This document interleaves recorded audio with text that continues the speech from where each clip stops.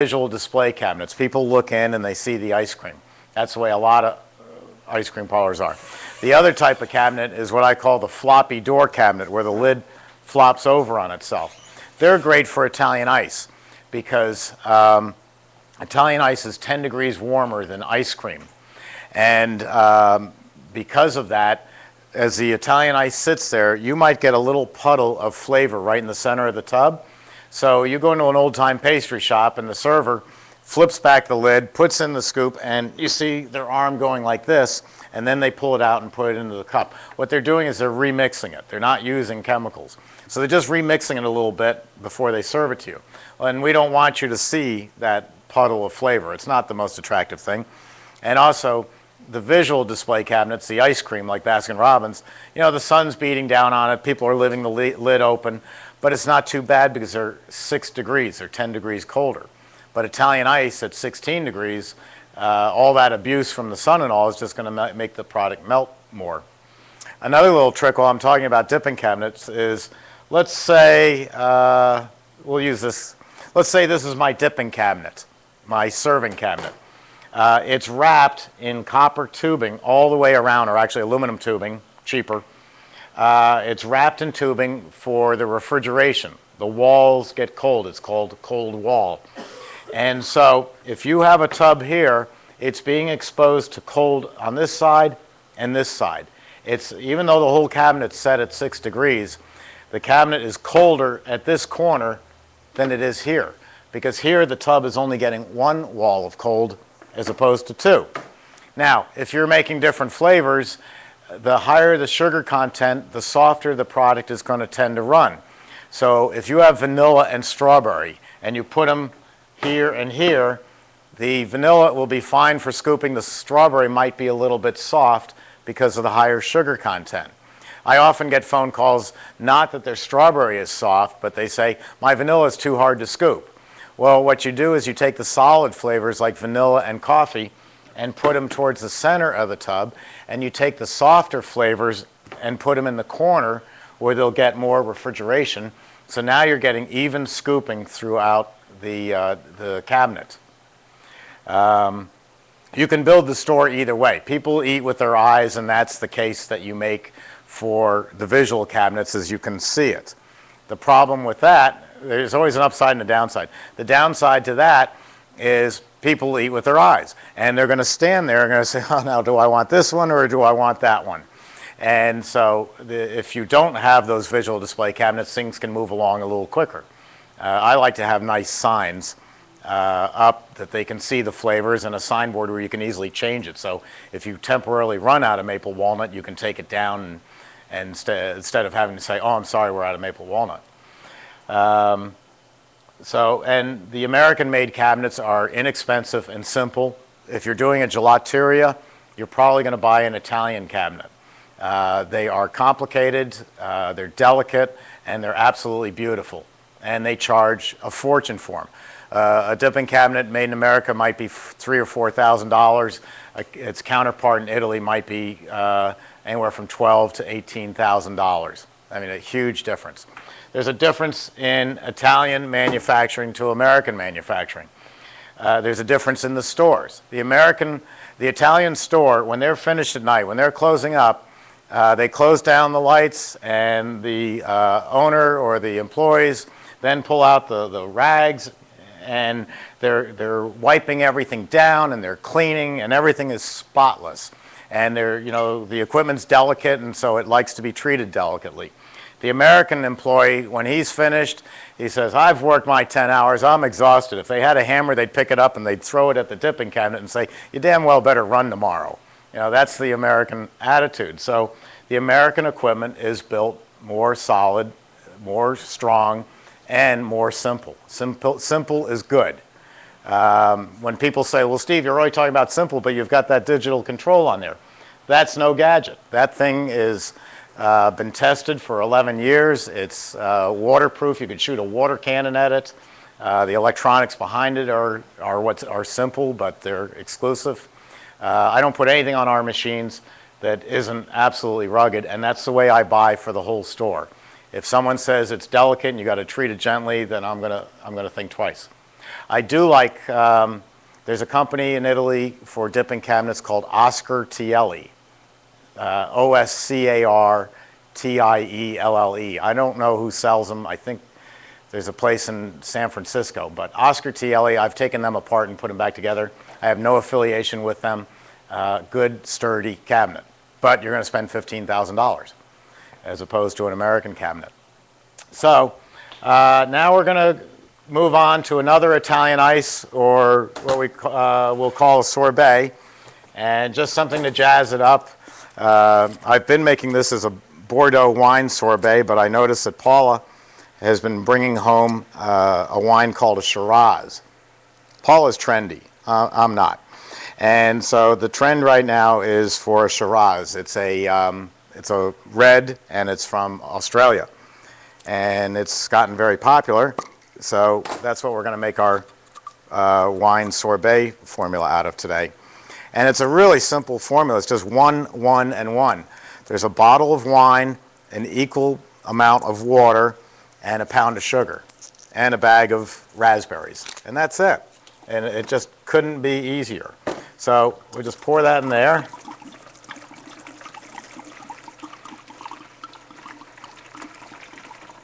And for the this machine, you could actually double the recipe.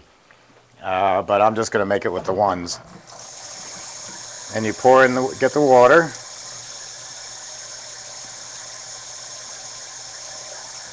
Now, if you were a really, really fancy restaurant, you know, where the price tag's going to be, you know, $100 a person, I'm sure you could say that our Shiraz sorbet is only made with, you know, Perrier or something like that.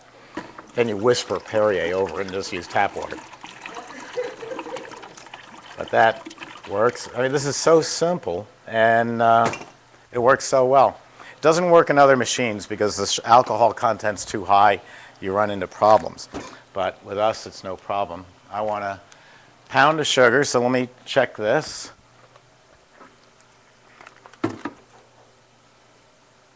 That's a pound. Any sugar, again, nothing fancy. And the sugar dissolves in the cold water very easily.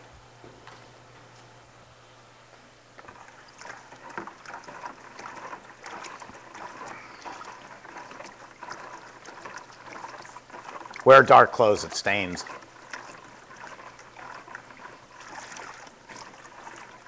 And then I throw in the raspberries because it gives it a little character. It gives it some crunch, which makes it kind of fun. Malcolm and I have had this debate. When he uses raspberries, he puts them through cheesecloths because he doesn't want the seeds. Well, it's like, what's a watermelon without seeds? And raspberries are a seeded fruit. They should have seeds in it. And I like the taste. So, again, make sure the gate's closed. Pour it in. This is not a full batch. This is only going to take about, I don't know, 7 minutes.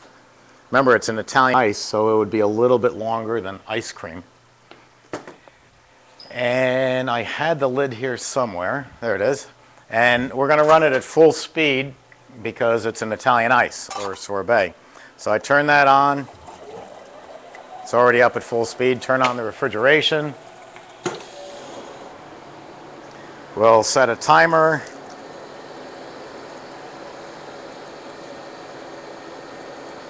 And let me just go off camera and get the raspberries. I'll be right back.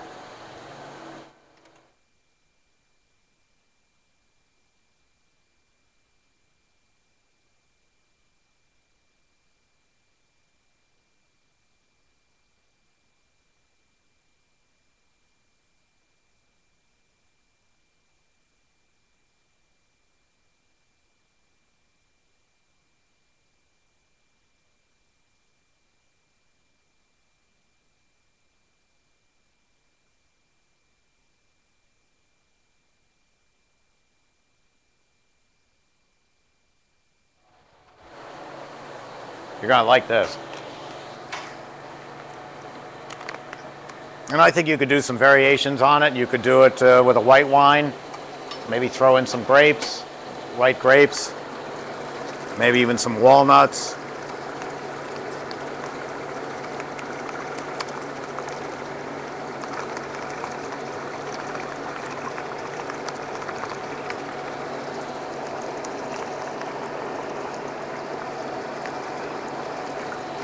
Now, you might say, I'm going into the Italian ice business. What do I need to know with this product? Well, a short story. When I was growing up, and I'm getting near older than dirt, when I was growing up, McDonald's was a freestanding building, and they sold a hamburger, a cheeseburger, a milkshake, and fries. And that was it. That was the whole menu. And it went on like that for many years. And then one day, somebody woke up and said, you know what? The McDonald's building is here. The parking lot is here. The deep fat fryers are here. Why don't we open for breakfast? And it changed the entire course of the fast food business. Taking your existing plant and equipment and finding an additional use for it, opening for breakfast. Gee, I mean, it was mind-blowing. Nowadays, you just take it as a matter of course. So, you've got an Emery Thompson machine, 9,450, you've got a dipping cabinet, you're in the Italian ice business for about a total of $11,000. And you're doing well and you're selling to the neighborhood, you know, cherry, grape, orange, lemon, mango. And then you get a phone call from me and I say, how's your wholesale business? Well, I get two answers. Well, what wholesale business? I'm too busy. I can't do wholesale business. And I look and I see that you're in Queens, New York, and I go, yeah, well, you're getting freezing rain today. You're not selling any Italian ice. Why don't you go out and take some Italian ice under a different name and take it over to the local Italian restaurant or the French restaurant? And then I get the excuse, oh, I'm not a salesman like you, Steve. I could never do it. Fine. You don't have to be a salesperson. You make up a half-gallon container. I don't see one around, but you make up a half-gallon container of mango, again, sorbet and Italian ice are the same thing. Half-gallon container of mango sorbet, maybe the Shiraz wine, and you go in at 9:30 in the morning. That's when the executive chef is doing all his or her buying. And you have to understand, these people think they know more than God, and they act accordingly. So you can't tell someone like that anything new. All you can do is present the product and let it sell itself. I was told by an executive chef, don't get shortchanged and leave it with the pastry chef, or don't leave it with the help. It'll never get to the chef. You want to deliver it to the executive chef or the owner, either one, and just say, here, these are free, these are for you. Here's a list of the flavors I make, and here's our terms, and I'll check back with you. And then you leave. In and out, gone. That's all there is to it. They taste the product, and they see how great it is, and you go back 3 days later, maybe bring 2 more half gallons of 2 other flavors. And then you say, okay, chef, now, how many different flavors can I sign you up for? He already loves the product. He's not going to buy a machine from me because he, quite frankly, doesn't have the room in the kitchen to put one more thing in. And if anybody walked in with a can opener, they'd say, I'm sorry, there's no room for it. But your competition, and this is where you can do so well with wholesale, your competition is Häagen-Dazs or some other large company. Häagen-Dazs, who I know very well, hires college football players right out of college. You know, they're 6'4", they're all bulked up, and they give them, they're already got a big ego, and then they give them a bigger ego by telling them, you know, you go out there and tell them you're Häagen-Dazs, and because you're Häagen-Dazs, they should buy you and no one else.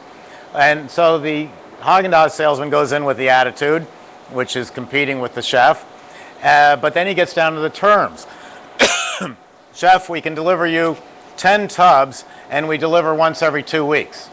Well, the chef thinks, where am I going to store 10 tubs? I don't have room for a can opener, let alone 10 tubs of ice cream or sorbet. And this once every 2 weeks business, well, I know the least expensive way to change up my restaurant is to change up my menu. So how do I know 5 days from now what flavor I want? Maybe I want grapefruit sorbet and all I've got is 5 tubs of Shiraz. So you've walked in and you say, chef, my terms are 3 tubs and we deliver every 3rd day.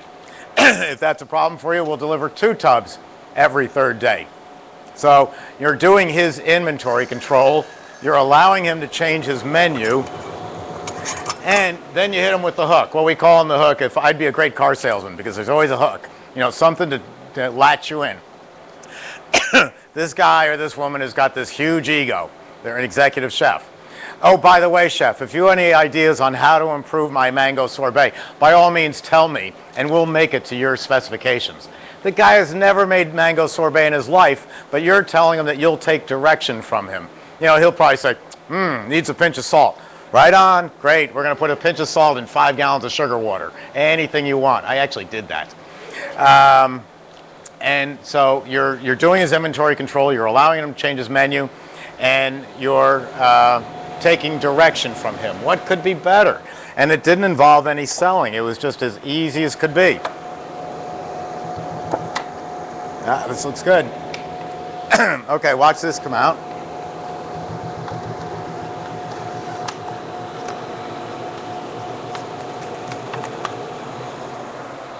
I actually pulled it a little stiff because I wasn't paying attention, but I think you'll like this. Again, it's only a half batch. And that's my, I better get some water. That's my Shiraz sorbet. The other thing about chefs, Ken and I go to a cocktail party. We just got new Apple phones. So we're talking to other people, hey, I just got this new Apple phone. It's really cool. Look what it can do. Well, executive chefs go to a cocktail party, except they're a little bit different. They're ego-driven. They go to another chef and they say, I just found the world's greatest sorbet, and you haven't. And that's their attitude. Well, the other chefs will find out where he bought it, and they'll be calling you up. The other thing about executive chefs is they don't feel that they're doing their job if they don't grow. And the way they grow is they make a success of one business and then they leave. Excuse me, I'm potato chips. They make a success of one restaurant and then 5 years later they leave. To me, what makes a great executive chef, yeah, he can cook. You know, they all can cook. But he knows where to buy the meat. He knows where the freshest vegetables are. Now he knows where to get Shiraz sorbet. That's what makes him unique. And when he leaves that restaurant and goes across town to another one, he takes all his suppliers with him. They may be a pain in the neck, these chefs, but they are fiercely loyal. They will stay with you forever. I mean, it's wonderful. Once you get a chef, he's with you forever. You can count on him for anything. So it's a great business. You don't have to be a fancy salesperson. You don't have to have a great spiel. You just let the product sell itself. So now, you thought you were only going to work May till September. Well, now you've got a year-round business, and you can be bringing in more money, but selling sugar water, you'll be spending a month in the Caribbean on vacation. So wholesale is definitely something to look into. So I'm going to let you try this now. I think you'll like it. It does have, as you saw, alcohol in it. Woohoo! I made this once first for one of these seminars, made it first thing in the morning. Boy, was that a wild course. Everybody had questions. I thought, no, shut up. Come on up and try it. And if you want seconds, Officer Bolton is outside and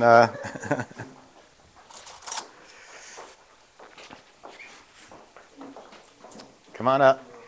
There you go. I have a question. Yes. You were saying about the display cases for gelato, and Italian ices could not be in a display case, you were saying, because it would get melt in a visual display case, not a floppy. Italian ices and ice cream can't be in the same display case because they're two different temperatures. Right, I understand that. But how, if you're not showing your Italian ices, displaying them like a gelato or an ice cream display case, how do you market them if nobody can see them? Okay, we have a great question here. How do you market Italian ice if people can't see it? Because it's not visual. It's not a visual product, and what I like to do is the buzzwords for Italian ice are so good. They're all natural. They can be made all natural like this. This is all natural. It's fat-free. It's cholesterol-free. It's sodium-free. It's got all the great buzzwords. So since you can't show it, what I would do and what I have done is I have bowls of fruit around the store. And that just puts in people's mind when they see a bowl of fruit, oh, this is a fresh product. When a mother comes in with a stroller, you hand that baby an apple. I mean, the baby doesn't have teeth, and the baby, so they can't really eat the apple. They're going to gum it to death. But the mother thinks, wow, look at this. Everything in that store is fresh and all natural. And that's how you do it. Up on the wall, I'll grab one, is a great picture of Italian ice, but I wouldn't use it. Let me just sneak in front of you. This is a great picture. I say I wouldn't use it, but I use it all the time in trade shows. That was done by iRice Company in Philadelphia, who makes bases. We used their strawberry base this morning. And it just looks really colorful. What I don't like about it, but it's me, and I'm wrong from a marketing standpoint, is I don't like the bright blue or the bright green or the bright red. But you know what? Kids do. And it sells to kids. So when they see signs like that, I mean, it looks great. And see, in New York, we call it Italian ice. In Philadelphia, they call it Italian water ice. So you could have photographs made up of the product so people can see it. But having the fresh fruit around in the store is just fantastic. And of course, give out free samples. We've had a lot of discussion at Ice Cream Folks about free samples. And oh, what a problem it sounds like. I don't have that problem because I don't have a store. Remember Ice Cream Folks at Yahoo groups from this morning? This is where you can get all the answers you want to join. What are you getting now? $17.90? Oh no, it's free. You can. It's free. You don't have to write Steve a check. But a great organization. But there was a lot of discussion, and I was amazed by it. People talking about giving out free samples. Can you imagine there are actually people in the world who would go into an ice cream parlor, and they know that you give out free samples. Oh, let me have a sample of that, and let me have a sample of that, and they end up having 10 samples of your ice cream. Meanwhile, that one person is tying up one of your employees. You may only have 3, and you got a line. It's doing irreparable damage to your business because you're making people. I love a line. You know, they say the British will get on a line just because there's a line, which is fine, but to a point. You know, at some point in time, as a New Yorker, I just say, the hell with this. I'm not standing here. Nothing's that good, and you want to, you know, hit the happy mix of that. So. I don't know that we ever did come up with a solution to it. I think you can give a sample of one, or I really don't know how you answer it, but I know that it can be a problem. So with the Italian ices, they're not going to see it, so you're not going to be giving out samples. Italian ice is just so easy to work with. I'm going to now turn it over to Steve Rapucci, who owns Mad Maggie's Ice Cream in which town? North Andover, Massachusetts. He is world famous in our ice cream industry. And he has another business. Oh, we got to put a mic on you. Yeah, we're going to take a couple-minute break because I'm going to have to do a little bit of setup. Okay, Steve's going to be setting things up. I'll continue to talk and answer some questions. But Steve has another business he's going to tell you about regarding ice cream cakes. And ice cream cakes are absolutely fantastic. The guy I mentioned this morning, a friend of mine, really nice guy, Mike Flaherty, Mike's Ice Cream in Secaucus, New Jersey. When years ago when I met Mike, the average car going by Mike's place on Route 3 to the Lincoln Tunnel is going at about 130 miles an hour, people trying to get into work. And they're just screaming past this business. And you go, boy, you talk about a bad location. There's nothing that you could do with this. And then you take a second look at the building. I think it's an old Carvel building or a Dairy Queen. And you look at it and you say, well, wait a minute. He's got 2 or 3 walk-in freezers attached to this building. What's going on here? Well, it turns out that Mike realized that around the corner from him was a company called Harmon Cove. That's Hart's Mountain Corporation. And Harmon Cove had built a whole bunch of new buildings, low-rise, and each one had different corporations in it. You know, a lot of businesses. Well, Mike knew that he couldn't get in to see the chairman of the board of any of those companies. You know, you got to have an appointment, you got to have a reason, the whole works. But he could get in to see the receptionist. Anybody can see the receptionist. So one day, Mike made a whole bunch of ice cream cakes. He grabbed some spoons and he grabbed some plates, and he went over there and he dropped off an ice cream cake on every floor of every business in the whole Harmon Cove. And left his business card and said, here's a free ice cream cake for you.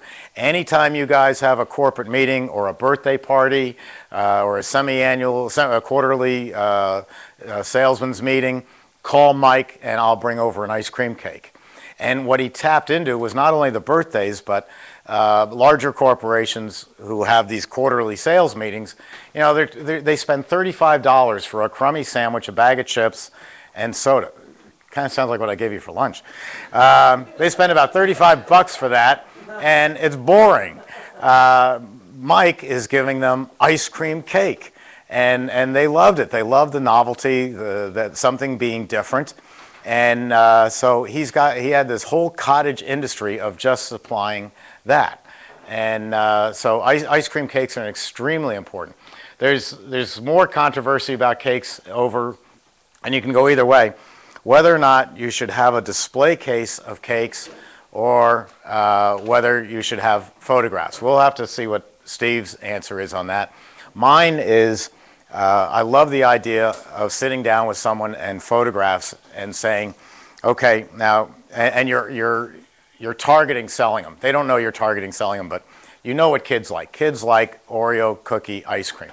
So the mother says, well, it's the child's birthday on Saturday. What cake should I get? Oh, we can make you anything. We can make you a vanilla. We can make you peppermint. But kids really like Oreo cookie. There's a reason we're doing this. Okay, Oreo cookie. What size do I need? Well, you know, the kids are only, you know, you have 15 kids and they're only going to eat, you know, one piece each, but you've invited the parents and the fathers are going to eat 2 or 3 pieces. So you really ought to get the next size up cake. You're upselling them to a bigger size cake. Okay, fine. You sign it all up. And you say, what time's the party? Well, the party's at 3 o'clock. Okay, don't come here before noon because your cake won't be ready. Come at noon on Saturday. And so immediately in my mind, instead of seeing the cake display, and this is where people disagree, instead of seeing the cake display and you pick out the cake and say, okay, it's Tuesday. Come by Saturday, pick up your cake. Well, I'm thinking, you know what, that cake is sitting there from Tuesday till Saturday, and who knows how long it sat there beforehand. But people like display cases. My idea is, we haven't made your cake yet. I mean, it's so fresh, it doesn't exist yet. Same like an Emery Thompson batch freezer. You order one today, and we'll build it. So you take the order, you've upsold them to the next size, you've upsold them to the Oreo cookie. And why did we sell them to the Oreo cookie? Because 2 days ago, we made 25 Oreo cookie blanks, Oreo cookie cakes, and put them in our flash freezer where they're perfectly fresh, but they're already made. So I don't have to break up everything Friday afternoon, make one cake for you and one cake for someone else. I've already steered about 10 of you into my Oreo cookie cakes. I already know what size you're going to buy because I sold you to that size. And so all I have to do at noon or 1 o'clock is take it out and decorate it, and boom, there goes the cake. And you feel that you've gotten, and you've gotten an extremely fresh cake, but you've gotten the best cake you can possibly get. And then there's the last part of it, which is us men. Quite frankly, we have trouble walking and chewing gum. So the wife plans the whole party. She's doing everything. She's getting the favors and the balloons and the entertainment and the whole works. And the husband's job is at 2 o'clock, you got to go to Mad Maggie's and pick up the cake. Okay, I can do that. Oh, and I need birthday plates and I need forks. Okay, where do I get those? Well, you can get them at CVS or you can get them at Target. Okay, 2 o'clock, I go get the cake. I've completely forgotten the plates and the forks. And I'm going, oh great, now I got this frozen cake and I got to go into Target and this thing's going to melt. What do I do? Well, Steve knew I was coming. He knew I wasn't going to remember to get the plates and the forks, so he sells them. And he's even got the, you know, the number 5 because it's the child's 5th birthday. So he's got all the supplies. At this point, I don't care what I pay for it. I just want my job done. My job is to get the cake, get the plates, and I can go back to the garage and read the instruction manual on my lawnmower. So I had to get my job done. If I can just go to one place, the ice cream parlor, and pick up everything. Oh, look, I could even get the sprinkles there. Pick up everything at once and then get home, my job's done and I'm not in trouble. So you've sold them a cake the way you want to do it. You've upsold them in the size of it, which won't go bad. I mean, if there's 20% of the cake left, guess what? I'm going to eat it at 11 o'clock tonight. It's not going to waste. And you've allowed me to be able to pick up all the other things that I need for the party. So cakes can be a tremendous, tremendous moneymaker. And just think about the other places where you can sell them. You know, if it wasn't for Mike Flaherty, I never would have thought of selling cakes to a corporate event, but it's great. And anytime, again, anytime there's a birthday party, if there's a birthday party, we have birthday parties for all our employees. I don't arrange it, Paula arranges it. She's office manager, but she's also the first person that you meet. So she's doing the work. So that's the person you want to talk to. Whenever you're ready. Then it's all yours. Okay, I'll slide the Yes, we're table gonna over. a slide bit. the table over. Good enough. Can you zoom in then for a second on this shirt? Steve and Maggie were nice enough to bring me this shirt today. So they have just now doubled my wardrobe. We'll hook you That's up, great. Steve. Is the volume okay, Ken? Yeah, Sadie's not getting that one. The volume's okay, Ken? Okay. So I'm Steve Rapucci. Thank you, Steve, for letting me be here. Now that Steve has talked to you all about ice cream cakes, I'm going to show you something completely different. We're going to show you novelties first, but we will do a cake. We run Mad Maggie's Ice Cream. My wife Maggie is in the back there. I think most of you have probably talked to her here throughout the breaks. We have run this business for about 9 years now. We started out, you know, I don't know how many of you have opened yet or are thinking of opening, but if you're open and you're not doing ice cream cakes or novelties, think about all the times that you're at your store and there's nobody there. So you're paying, you know, 1 or 2 kids to be there and they're sitting around, they're playing games or doing whatever. Being able to offer novelties is a great way to fill up those hours, novelties and cakes. Our business is open year-round. We're up in the Massachusetts, so it's a little bit cold there. Most of the places shut down this time of year. We stay open just because we do a lot of cakes. This time of year, the cake business will be about 15 to 20%. I think in December, we actually were 25% of our gross was cakes. You know, birthdays happen all year round. Thanksgiving is a huge day for us for cakes. Christmas we did a bunch. Even New Year's, I think we sold about 15 cakes that day, just people walking in off the street and grabbing a cake. So if you have the ability to have a display case, and you know, it's something that'll keep that staff of yours busy when they're not scooping ice cream. We're going to show you first of all our little cookie disc mold. This is a little 3-inch hockey puck shaped mold. It's very flexible. We use this at our store for cookie sandwiches.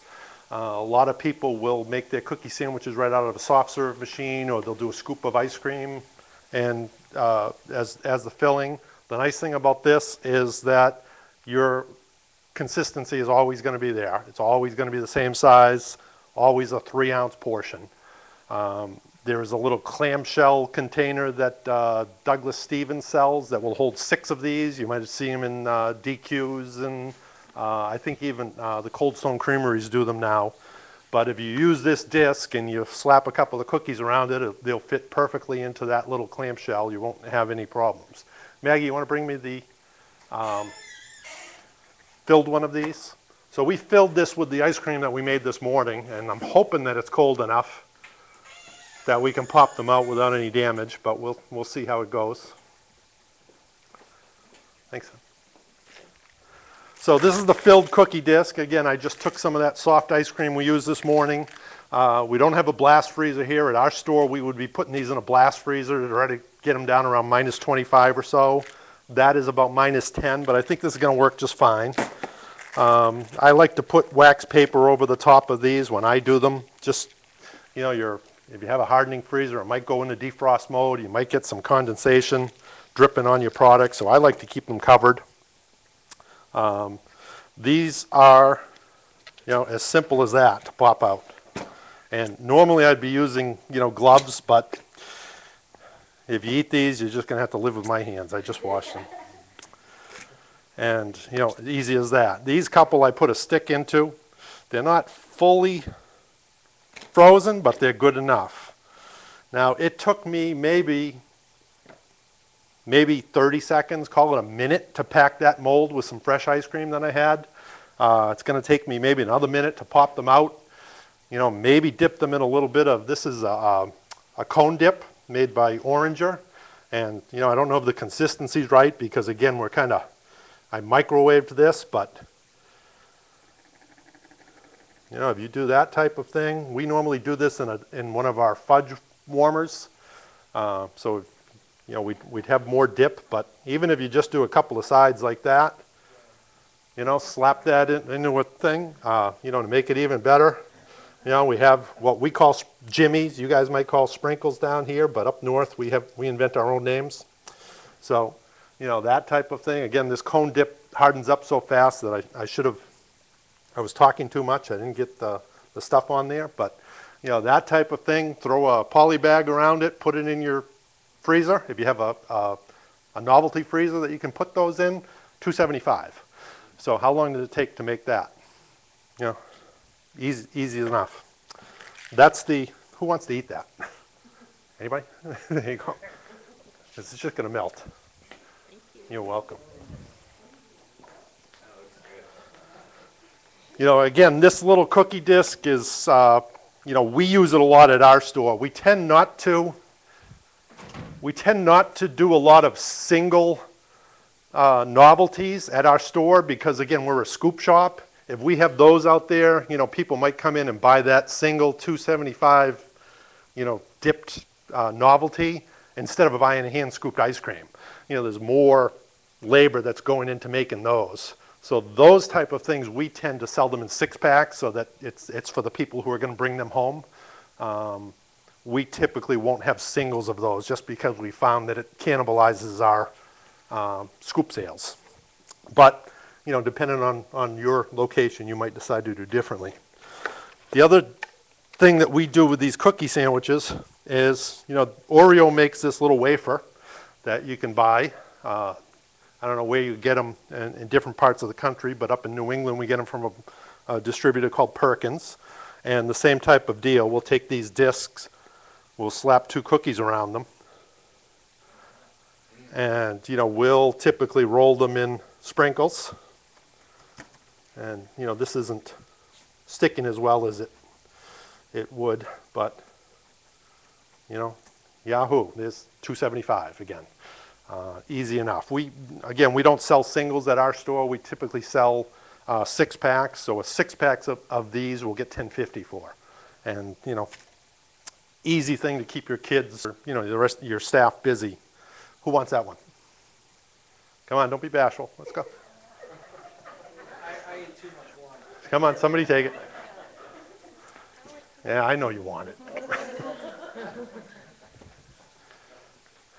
So that's our cookie disc mold. So, and a couple of ways that we use that. Maggie, why don't you bring me the other pop mold? So I handed out, for those of you who are here, I handed out some literature on the different products that we have, and this is our pop mold. So this is a little bit more product than the cookie disc. The cookie disc is about 3 ounces. You know, these are what was the sorbet that you made earlier, Steve? The strawberry. So that's the strawberry sorbet and the vanilla, and the same type of thing. These might be a little harder to remove, again, because we're not quite as hard as we should be, as cold as we should be, but you know, easy enough. There's your popsicle. You know, a little, well, my dip coat is setting up now, so I won't be able to dip them, but you get the idea. Same type of deal. We use a Guittard chocolate Jimmy, so it's a real Jimmy. It's not that waxy Jimmy that most places have, and these, you know, all day long we can sell that for $2.75. If you're doing a specialty sorbet like that strawberry sorbet, these are even nicer. The sorbet is really set up nicely. If you want to do it even better, you know, you might fill this mold with the fresh product. You might push a little hole into it and inject some fudge or maybe some berry filling, or you know, whatever you can dream up. Very, very easy to do, and you know, you're going to have something that looks, you know, that looks pretty good, considering that I did it here in a, you know, a chest freezer with no utensils that I normally use. You know, that's not bad. You can make some products that look really good. Any questions? Well, you know, a lot of it depends on how you're going to package them. Those Douglas Stevens 6-packs that I talked about, I think they run about I think they're about 50 cents a piece, somewhere around there. They might be a little more or less. So, you know, you can do your costing that way. The food cost is probably, I would guess, 30 cents maybe, if that. What would you think, Steve, of your food cost? For those, It's about a 4 smaller ounce. ones, it's probably under 10 cents. An ounce, or for the No, whole, for the total four? cost. Yeah. So, you know, if you want to factor in your labor, you know, what did it, you know, maybe a minute for each one, you know, not even that probably, because it's probably a minute to pack that one mold. You know, the bags are 2 cents a piece. You know, the stick is a quarter of a cent. You know, the whole the food cost, packaging and everything with these is probably, you know, under 50 cents, well under 50 cents. And you're going to sell them at $2.75. So it's a nice, you know, if you've got the market where you can sell those, you know, it's a good thing. And again, you know, instead of your kids sitting there playing games on their iPhone while you're paying them, you know, have them packing molds, you know, and, you know, the kids at my shop, they fight over who's going to be the one to do this. You know, if we have an order, they think it's the greatest thing to sit there and pack molds. Now, you know, we pack this from fresh product that we made today, so it's, you know, soft serve. You can pack these from hard scooped, you know, so if you're not making your own product, if you're buying somebody else's, we've done these from hard scoop. We don't typically because we make our own, but they work that way. A lot of people buy these and use them for, use soft serve to fill them. Again, that, you know, whatever you can dream up, they're useful. You know, there's a million uses for them. Okay, I got to get rid of some of this stuff before it melts all over the place. My assistant will come in. Any questions on the novelties? You know, again, I handed out sheets for those of you here, data sheets on the different pop sizes we have. Anybody who's watching online, you can go to our website, you can download the data sheets there that show the molds that we have. And The popsicles are thicker than anything you see in the store. Same the ice cream sandwiches. You yeah, really feel like you're getting your money's worth. yeah, A and lot more product there. well, the nice, you know, we have 3 sizes now. So we have a mold that one that I showed is our medium mold. So that's about 4 ounces of product. We have a 4 and almost 5 ounce that we sell, and that competes real nicely with the Dove bar. So it's, you know, if you're in a market where you need to, you know, really impress people with the size of that novelty, there you go. If you're selling something like that wine sorbet where maybe somebody isn't going to eat 5 ounces of it, maybe the 2.5 ounces is plenty. Well, we have that small mold too. But I think we've got it covered, you know, all of the typical sizes that people need. So. How many molds do you recommend to get started? Depends on, you know, what you're going to be selling and who you're going to be selling it to.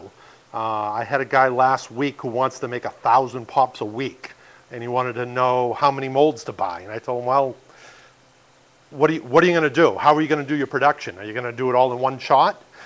If you're going to make a batch of ice cream and you want to make 1,000 pops, well, obviously 1,000 divided by 5, you know, you're going to need 200 molds. Most people aren't going to do that. They're going to make those 1,000 pops a week over the course of 3 or 4 days. So, you know, you need to do some math there and figure out, okay, I can do 3 production batches this week. Each production batch I want to be able to get 50 molds out of, so, you know, you can do that simple math to figure out how many you need. But the more general answer is buy as few as you think you need. Because, you know, we ship these, you send me an order today, I'll have them to you, I'll have them in the mail tomorrow. And I normally ship U.S. priority mail, so within 3 days you can have more. Don't spend your money on molds that you might not need. You know, buy as few as you think you need to get started, and if you need more, well, that's a great problem. And, you know, if you need them expressed to you, I can do that too. But, well, you know, that's why it's hard to give a general answer, because maybe you have a blast freezer that gets down to -35 and you can freeze a batch of those in an hour. Maybe you're using a regular freezer like we have here where it's going to take 3 or 4 hours for you to freeze those. So, you know, you need to sort of ask yourself those questions and do a little bit of math and, you know, figure out what you need. But again, don't overbuy the molds, you know, buy as few as you need to get started, and it's not like there's a huge wait to get them. Do you have like basic molds, you have like maybe holiday molds and stuff like that? We don't. Just asking if you did. Yeah, we get requests for different, I get all the time people who want this mold with their logo stamped into it. And the problem is to make them, the way these molds are made, they're cut out of steel. So you have to cut the positive side and the negative side. You know, we're talking, you know, anywhere from 2,500 to 5,000, depending on the complexity of the mold. If you're going to buy 5 molds, there's no way I can make any money selling, you know, I'd have to charge you $1,000 a mold to do it. So yeah, it's hard to do a custom mold like that. Even the holiday shapes, you know, we did this little heart shape a couple of years ago because people were asking for something for Valentine's Day. You know, this is one of our slowest sellers. You know, people only buy these at Mother's Day and Valentine's Day. We hardly ever, we offer them at the store. I think, when was the last time we sold a cake this shape, Maggie? I can't. We turn it upside down like that, and the girls decorate it as Santa Claus. So this is the hat, and they, you know, put a beard down there. But other than that, you know, there's just not the demand for it. You know, it's hard to pay the tooling costs to come up with one of those when you're only going to sell it once a year. So we don't. That said, if you have ideas for another shape, you know, I'm always willing to listen. You know, if it's an idea that would. Leave it along the lines of Santa Claus, but since you're already doing it with that, so it's. Yeah, I mean that works. You know, it's not perfect, but you know, if you go to our website, or actually on our Facebook page, Mad Maggie's Ice Cream on Facebook, you can see the Santa cake that one of the girls there did, and you know, she copied the design from somebody else online, but it works great. We sell, you know, a handful of those. But other than that, what do we sell for heart cakes? Not many, right? We'll sell, you know, a couple of dozen at Mother's Day and a couple of dozen at Valentine's Day, and that's, you know, it's not a huge seller. Okay, so that's it for novelties. So now we're going to show you the cakes, and I'm going to use the heart mold as the demo. So we have some of this, I don't know what this was, Steve, that you made when we were out of the room there. Is that? Oh, that was the. Is that custard? Mango gelato. Oh, no kidding. Okay, so we're going to use some of that to demonstrate how we use these molds. And, you know, just like that cookie disc, the molds are very flexible. You know, they're durable. These should last you. We have molds this size. This is our 8-inch mold that we've had for probably 8 years. And we make, you know, roughly 30, 35 cakes a week on average. So, you know, this is probably used, you know, 3 or 4 times a week that each mold gets filled. And you said you can put that in the oven? Yeah, you can bake in it. It's rated up to 550 degrees. You know, I do have, we don't do it ourselves. We've tried it just to see how it works. But, you know, in our market, it hasn't been worth it. We do have customers who maybe they'll put a layer of brownie or a layer of cake in the bottom, bake it, and then they'll lay their ice cream on top of that. You know, so if that's what you want to do, that works fine too.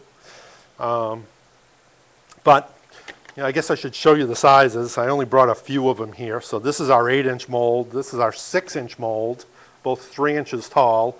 We have 2 different sizes of these, 2 different heights. These also come in a 2-inch tall version. We have a 7-inch one that fits between these, and we have a 9-inch one. So, you know, if you really want a huge cake like that. And we have a sheet cake, 9 by 13 quarter sheet cake. So pretty much those are the common sizes that you're going to use.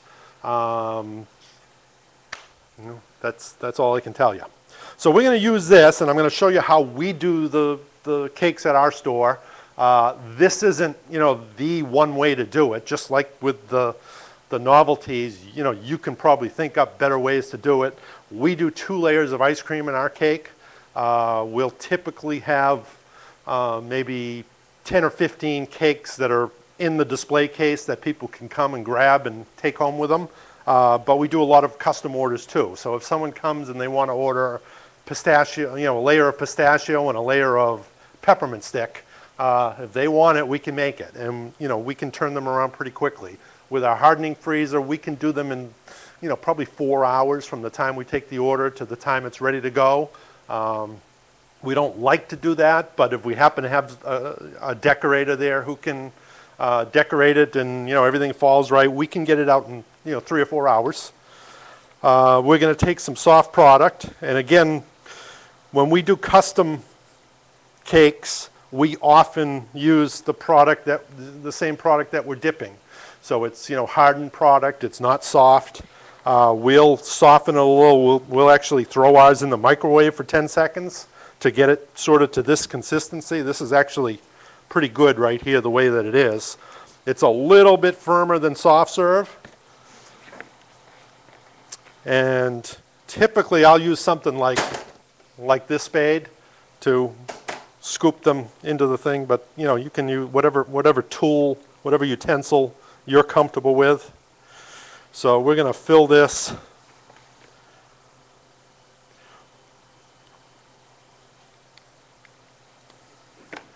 roughly halfway.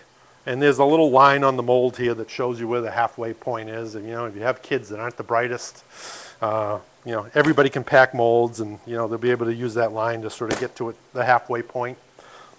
The next thing we're going to do at our store is we like to use this Cake Crunch, and this is a product made by Norse Dairy Systems. I'm sure it's available in all different parts of the country from different manufacturers, but it's just a little cake crumble, a little chocolate crunch, and we like to put a little layer in the middle. I think this is the same as what Carvel does in their cakes. DQ, do they still do cakes? Anybody know? I think they do. We're going to put a little bit of, so we've got our cake crumble on there now. You notice that I didn't put the cake crumble right to the edges of the cake. The issue is that you want the 2 layers of ice cream to stick together, and around the edges is best if you can get them to stick together. Otherwise, if you get that cake all the way, the cake crunch all the way to the edges, when they go to cut it, it'll kind of break apart like an Oreo cookie, and the whole cake will be a mess. So we try to leave I don't know if you can see that, Ken, in the camera there. So we leave maybe 3/4 of an inch around the edges so that the top layer can bind to it. I like to use this. This is a marbling fudge made by Henry & Henry's, and the item number, those of you here, it's on your handout sheet, but the item number for those at home is 402604. Marbling fudge is what they sell it as, and I like the consistency of it when it sets up. It doesn't set up rock hard, and we're just going to use some of that fudge to sort of cover the, I don't know, I hope those of you who are on the internet can see that, but we're going to cover that Cake Crunch, and now we're going to take that and we're going to set it in the freezer. And if we're doing that at home, Maggie, you want to give me that other?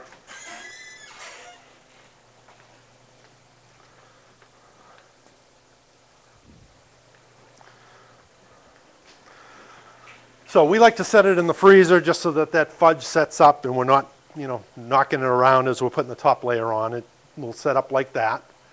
And then we're going to just throw another layer on top of it. Again, typically at our store we'll do contrasting layers. So, our most popular is probably Oreo cookies and cream, with a layer of chocolate maybe. Some people want vanilla on it. Just about all of our cakes get a layer of one or the other of those, chocolate or vanilla. And we do a lot of kind of crazy flavors. We're not going to quite fill this up, but you can get the idea. Again, all of the kids that I hire at my store, this is part of their training.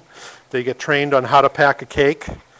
Not all of them have the talent to decorate a cake, but everybody can pack a cake. If they can't pack a cake, they really can't, the same skills that go into packing the cake is what they're going to use to make a sundae or a, scoop a cone. And, so if they can't pack a cake, they probably can't work at the store anyways. But, I didn't have quite enough product to fill that, but you can get the idea. You're going to want to level that right off. I like to use a little offset spatula afterwards and kind of drag it across so that we get a nice flat surface. When you're using our molds, you're going to end up popping this upside down. So this is going to become the bottom. So you want this nice and flat so that when you put the cake circle on it, it'll fit nicely, sit nicely on that. So we're going to pop this in the freezer, and Maggie's going to bring me the one that we packed earlier. Thank you. So after, an hour or two in the hardening freezer, you're going to end up with something like this, pretty solid. Do any of you make cakes now? Any of you who are here? No? When we first started, we went out and we thought that we needed to do ice cream cakes, and we went out and we bought 2 or 3 of those metal, the spring form pans, and we wrestled with those. And the trouble with those is, you pick this up and you're touching metal, your hands are frozen. If you have 4 or 5 cakes to do, you're going to be over at the sink washing your hands in warm water because you're all frostbite and, your hands stick to the metal. It's just a pain in the neck. The cake pans themselves are going to get dented. We do one restaurant who wants a big, massive 10-inch cake. So they supply us with the spring form pans. The springs are all broken and falling apart. We use duct tape to hold them together, and it's just a pain in the neck. With these, that's my mold. And again, we're not in a hardening freezer, so this might not come off as cleanly as it normally does, but,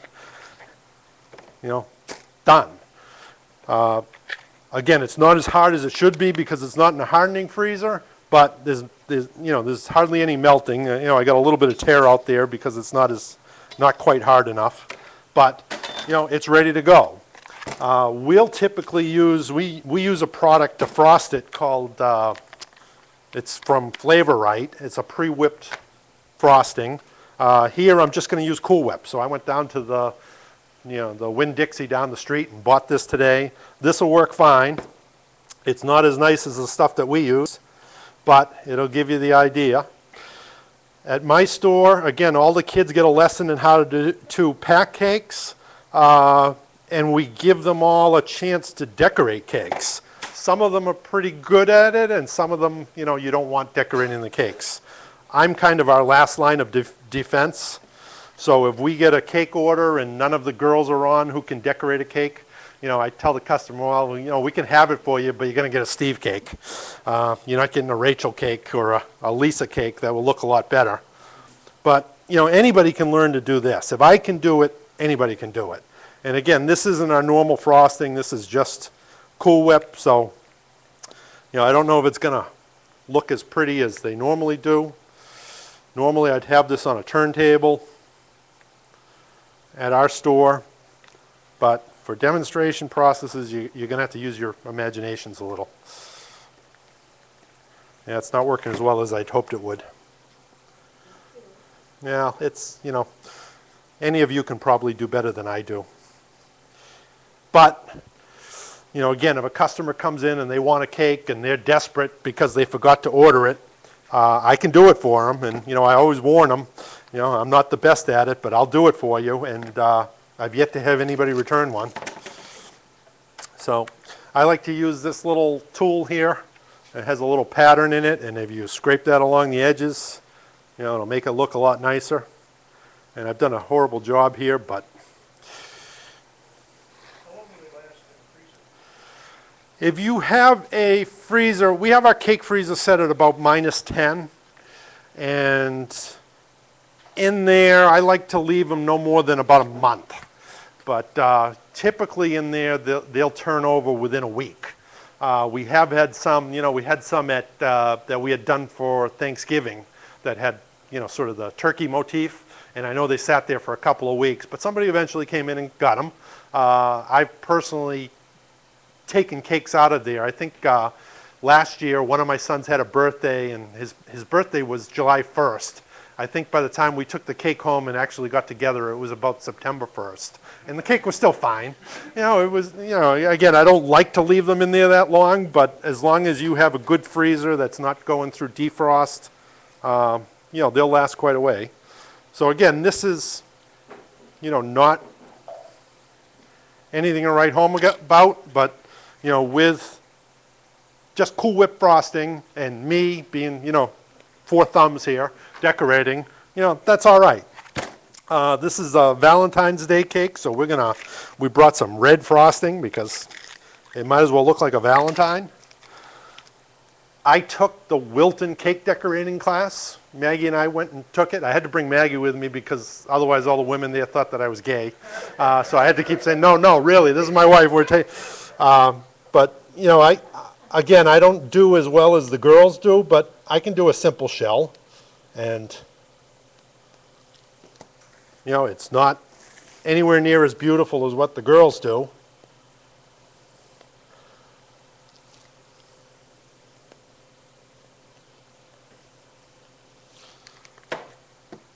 You know, it's all melting because it's a little bit warm in here, but you get the idea. We brought, you know, for Valentine's Day, you know, we brought a couple of these little roses that you can buy from someone like Lux or Bakery Craft. You know, Yahoo! There's my, you know, my frosting is melting away here, but you get the idea. Ah, okay. Don't look at this one too closely. But you know, you can do this. You know, it really is easy to do, and you know, I feel embarrassed to show you, you know, my technique doing this, but I'm sure any of you with a little bit of artistic talent can do better than I can. So we got to do something with this before it turns into a puddle. You want to put it in there? The other thing that we use a lot, you know, this time of year for that cake, you know, these little conversation hearts, you know, get a bag of those and put them around the edges, and the cakes fly out of there. So that's about it. Any questions that I can answer for anybody? No? Yeah.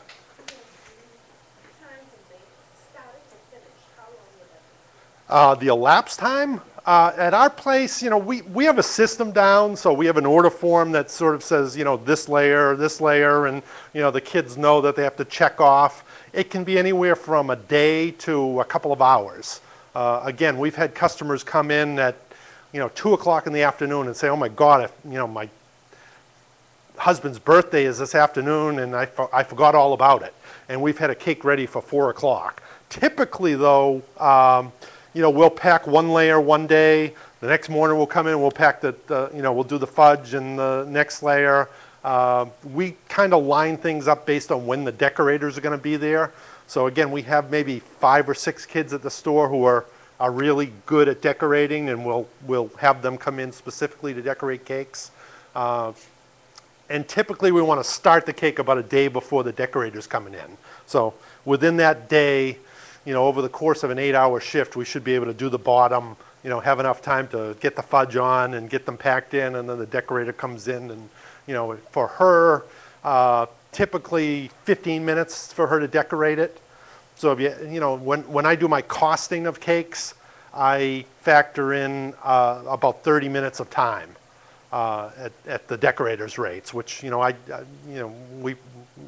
figure it out at about $12 as the loaded cost, you know, with the FICA and, you know, all of the other stuff that we pay. So $6 worth of decorating / packing time, and I think the food cost, my food cost on this size cake works out to like $4. You know, and again, I haven't looked at it this year, so it's probably up because cream prices have gone up, but, you know, under $5 or $6 food cost, you know, $6 labor cost that we figure, and we sell that cake for $20. And we're probably a little bit low. We're you know, getting ready to raise prices again. So, you know, it's a nice little profit maker. Again, December, 25% of our business is cakes. And, you know, it's a little bit misleading because all of our other business is down, but, you know, it's a cold, snowy day up north and we're sitting there in the store. There's nothing like selling, you know, watching 6 cakes go out the door. You know, it's a great way to keep the cash flowing. Yep. A couple questions from the internet. Where do you find boxes to pack? There's plenty of places online. My favorite one is Big River Packaging, and it's brpboxshop.com. I think those of you here, it's on the handout. They have a bunch of different colors that you can get. It's the cheapest boxes that I found, and they, you know, the price includes shipping. So wherever you are in the country, you can get those your local paper supplier should be able to get you something else. But again, that's the company that I've used that I recommend. I've had good luck with them.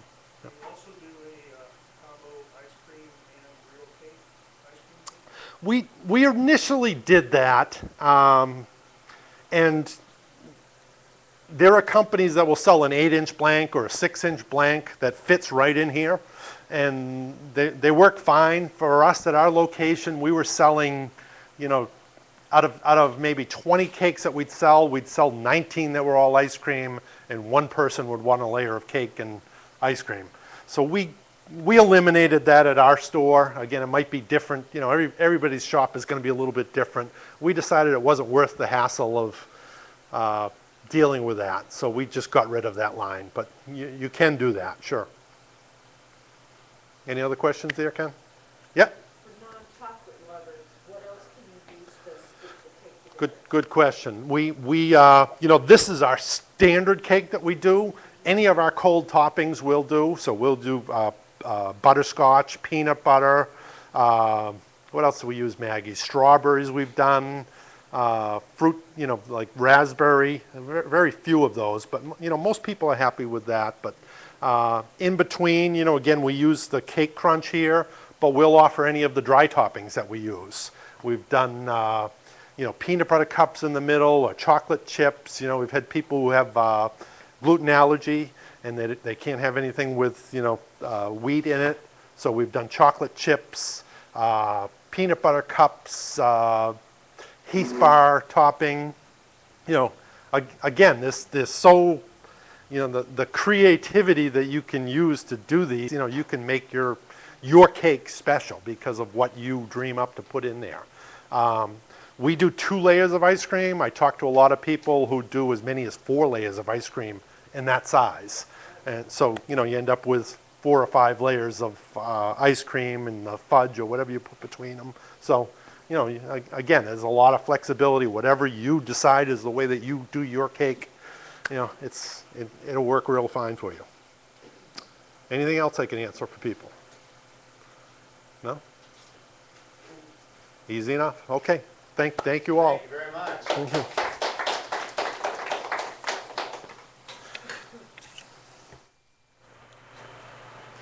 Am I right that before you had these, you had to take a mold and put it in hot water?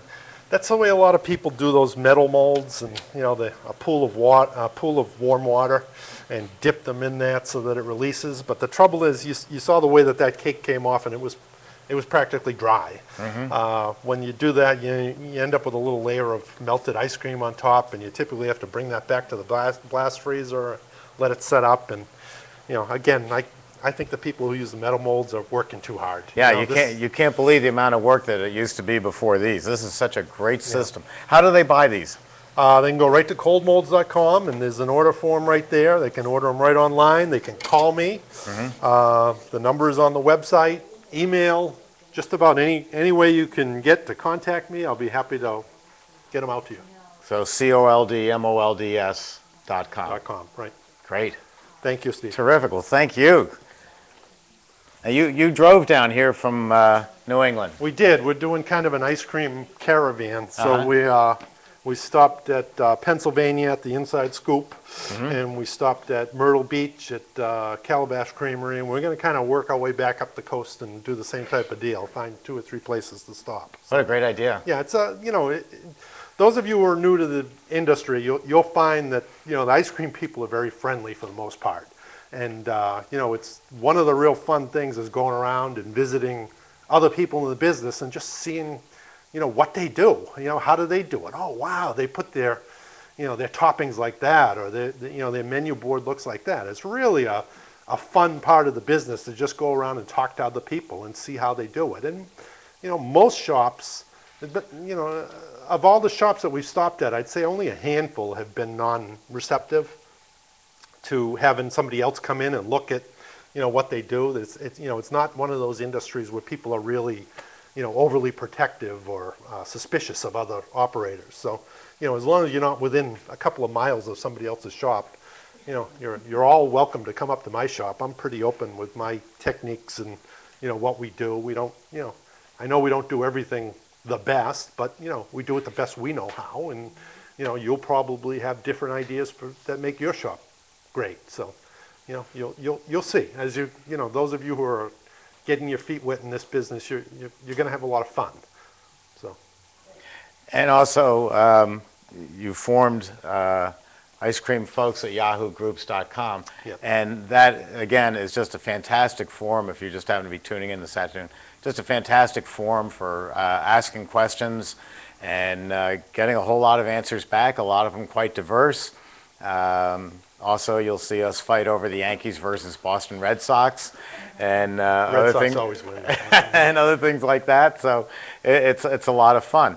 One other group I wanted to mention was NICRA, and there are two organizations, and they're both they work together. NICRA stands for National Ice Cream Retailers Association, and you can go to my website to find out about it or call me. And also in New England, it's NECRA, New England Ice Cream Retailers Association. And again, it's a group of like-minded people getting together and sharing concepts and ideas. We both have annual conventions where you can get together. And I always say at these annual conventions, there are booths like mine where you can see machinery, but the best part of a convention like that, as opposed to, say, going to the National Restaurant Show where they're selling plates and dishwashers and fast food, this is all frozen dessert, NICRA and NECRA. And the best part is talking to people who have been in the business, and they're very receptive to newcomers and telling you how to do stuff. I know in the Italian ice business, the ice cream business is very friendly and open. The Italian ice business, they'll tell you, oh no, my recipes came from my great-grandfather from Genoa, Italy. Well, it turns out I'm their great-grandfather from Genoa, Italy, and I'm not even Italian. So if you have questions about Italian ice, call here. If you have questions about the frozen dessert business in general, NICRA, NECRA, and Ice Cream Folks at Yahoo Groups. We've been through all the different formulas today, and I want to thank you all for coming. We're going to give the people in the audience here, who you on the internet didn't see, but there's a large group of people here. They're going to take a tour of the factory, and I hope to see you all again here in March when we do this again. Thank you very much, and thank you for coming. Thank you, Steve. Thank you.